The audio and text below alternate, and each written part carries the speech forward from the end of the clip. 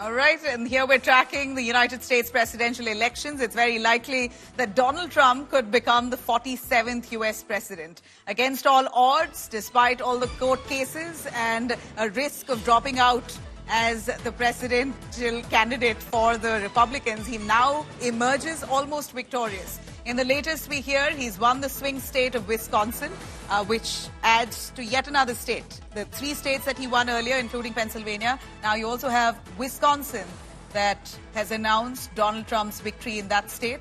These are the 7 key states where Donald Trump's performance will really matter. Of course, for Kamala Harris's team, they still believe there's last-minute hope. But from the looks of it and the numbers that are stacked here, looking a huge gap that's quite visible and clear. For Kamala Harris at 214 and Donald Trump at 248, it's very unlikely that Kamala Harris will catch up.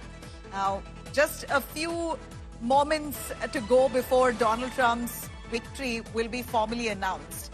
There's a huge gathering and a victory celebration that's been set up in Florida. And those are the images we're showing for you on the left-hand sides of the screen, showing how there could be a huge gathering. There is already a huge gathering that's assembled there. Now, Donald Trump is likely to speak anytime now from that venue. This is a big moment, certainly, for Donald Trump. In fact, several surveys all through the elections, in the run-up to the election, showed how this was a neck-and-neck fight. But I'm going to reiterate, it doesn't seem like a neck-and-neck fight. It looks very clear that Donald Trump is leading and leading big. Kamala Harris, an hour ago, her team announced that she was not going to be speaking at the Harvard University venue, where it was meant to be a place where she would celebrate with her people there, with her supporters, followers. But she's decided to call off that meeting and will not engage with anyone today. So that itself shows that the Democrats at this point almost conceded. We're seeing that Donald Trump, in the 7 out of the 7 key states, 4 of them has already won. Republicans have managed to win the 4 key states. The 3 that are left will also be very crucial. But from the looks of it here, Donald Trump has managed to take this away. Let me bring in Shiv Arur, also joining us from the newsroom, to give us a little more on the United States election results. Shiv, neck-and-neck fight was always told, but doesn't seem like it here. Donald Trump is at a big lead. Out of the 7 key states, he's managed to win 4. It's just about time that results are announced in favor of Donald Trump. You know, it's been about 3.5 to 4 hours since there was no clear path for a fight back by Kamala Harris, Nabila. So it's become very clear now. For the Fox News Network has been the first to call this election in favor of Trump. The Pennsylvania win, gives him a very clear path to the presidency. The other networks are expected to follow now. In fact, messages of congratulations, from some of Trump's biggest detractors, including people like Mark Cuban and others, have just issued statements congratulating Donald Trump as the 47th president of the United States.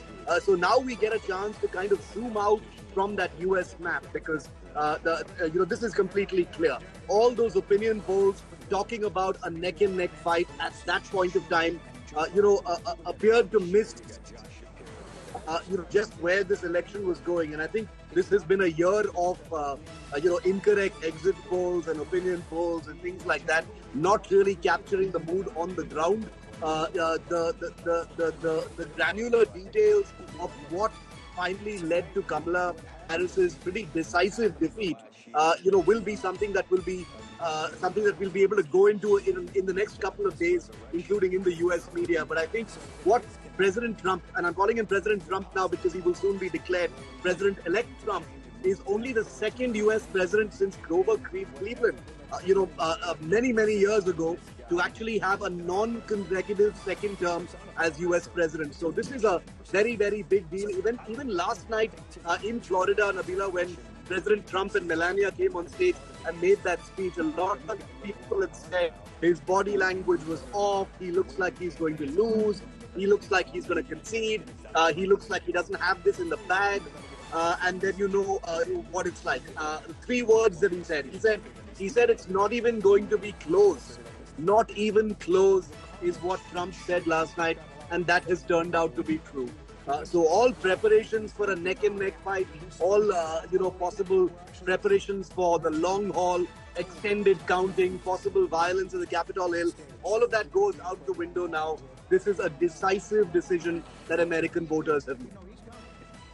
You know, I'd like to ask you, Shiv, your analysis on what do you think has gone in Donald Trump's favor? Because for the man who lost out the previous 2019 presidential polls, he's really managed to come back, and how? There were several allegations, court cases that he faced through the last 5 years. The Democrats in every way painted him as a man who was corrupt, who was bad for the economy, who was bad for the country. And now he manages to come back with a huge lead and very likely to be announced as the next United States president. What do you think has changed? He's focused, we know, on the economy by and large, on anti-immigration. Were those planks resonating to such an extent with the people, as we see? Well, it clearly resonated very strongly with the people. The elections can be split into two halves, Nabila. One half is the personality-led campaigns, and we had very strong personalities in this election as well. And the other is, like you mentioned, the issues. Trump very strong on against immigration, very strong on the economy. He had a almost unusual focus on job creation, and America works this time, which appears to have worked, especially at a time when the United States is facing quite a degree of economic uncertainty. So that obviously has struck a chord with voters. I think the Democrats overestimated the strength and the vitality of issues like abortion laws and Medicare and things like that. I think jobs, economy, livelihood is what Trump focused on, and that is finally what worked for him. If you come to personalities, I think the receding figure of Joe Biden, the fact that he was still in charge, the fact that it seemed like he had completely lost control of what he was saying or doing, the fact that Kamala Harris was brought in at a very late stage. She didn't really fill those shoes very well, didn't really sound a credible note in terms of where things actually stand. All of these clearly played a factor. But I'd also like to say, Nabila, that this is the third time, if you also count the Democratic nomination in 2016, where you've seen America rather vote for a man than a woman. Everyone had doubted this election to be a possible shattering of the glass ceiling. Kamala Harris has been vice president. She's been a state's attorney for 25 years. She's got all those angles working for her. Yeah. But once again, America has decided to rather give a second chance to a previous president, a controversial figure who has cases against him, a person who has been convicted in some cases like Donald Trump, rather than a Kamala Harris. What does it say about a country that considers itself, to be in a position where it can lecture the rest of the world? I leave it to our viewers, I leave it to the American public, but this is what the message really is.